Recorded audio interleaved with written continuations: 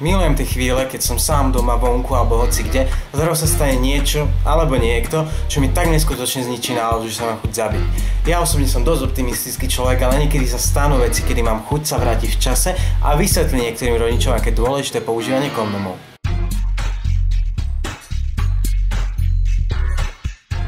Ja osobne neznášam, keď niekomu niečo ukazujem na počítači, musím pritom zaťukať celý monitor. Ako chápem, že mi chcú niečo ukázať, ale nemôžu to spraviť bez toho, aby som musel mať stále saponát a húbku pri nich. Potom sa skôr čudujem, ako musia vyzerať ich obrazovky. To je špina či ďalšia postava? Takzvaní fotografi, ktorým rodičia kúpia drahé zrkadlovky a okrem automatického módu ich ani nevedia používať. Tak im kúpili aspoň drahý náhrdelník za 800 eur. A potom jediné, na čo sa pozeráme, sú fotky čierno-bielej stoličky odfotené v prázdnej kuchyni, ako si decka pridávajú, aké sú šťastné z toho.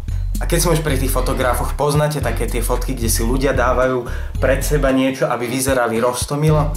To je tiež na facku.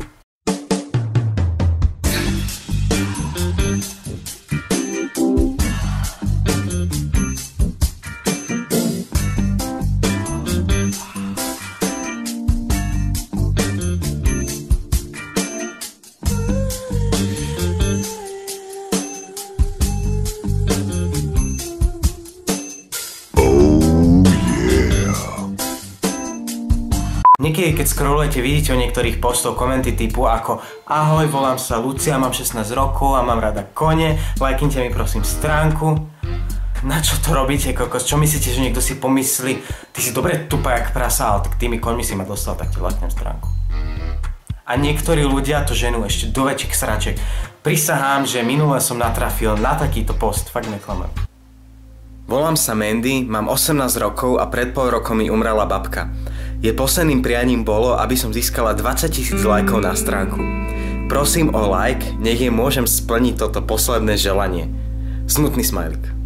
To čo je, chuďa babka nadarmo umrela, keď jej dcera takú pizdu porodila. Serem na to radšej. Matky vedia tiež robiť srandovné veci. Ja svoju matku milujem, určite tiež musím robiť nervy, však správny syn, ale tiež vedia niekedy tak liesť na nervy. Už len v detstve, keď ste sa chceli ísť hrať von za kamarátmi, ste museli počkať ešte 2 hodiny, lebo vaša mama sa bola pozrieť z okna a bola jej zima.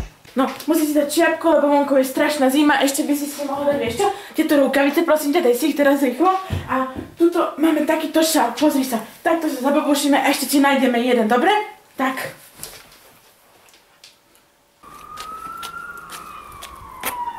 Čau. Skoro každý človek sa už spoľaje na internete v tejto dobe. Začína byť tak otupený, že sebamajší problém nás vyvoláva paranoid. Stačí, keď zakašľam a idem si hneď na Google vyhľadávať, čo je. Samozrejme tomu uverím, lebo je to na internete. Kamo, neviem, vychádza mi to na prechladnutie alebo menopauzu. A také iritujúce veci sú všade, v hudbe, topánkach, vo filmoch, toaletnom papieri. Už len zombie apokalypse, nikdy nechápem, ako nemohli byť v bezpečí v domovoch, keď im rozbili okná alebo dvere. Z čoho tie okná a dvere vyrábajú? To je asi také isté klišé, ako keď UFO natáčajú to najhoršou kamerou. No a toto je oblasť výskytu žulových kameňov. Tuto ho máme. To je žulec. Žulec obyčajný. Áno. Pozrieme sa do svetla na ňo.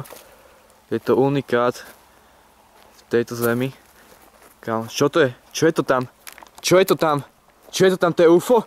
Kámo, máš tu niečo? Foťak, kalkulačku, niečo? Natoč to niečím. Natoč to niečím. Kámo, vidíte to?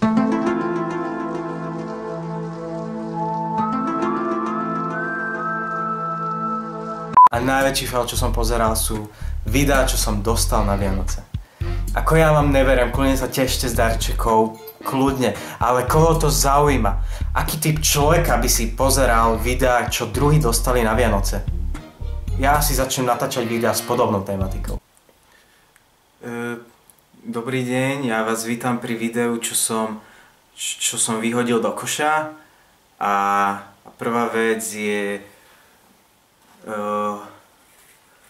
vreckovka značky Froto, lebo smrkám veľa a trošku viac ich tu je.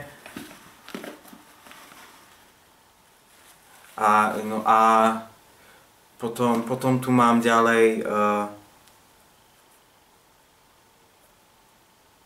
Heňa! Ľudia, nerobte to. Jediní ľudia, čo si to budú pozerať, sú ľudia, ktorí si vás budú robiť srandu.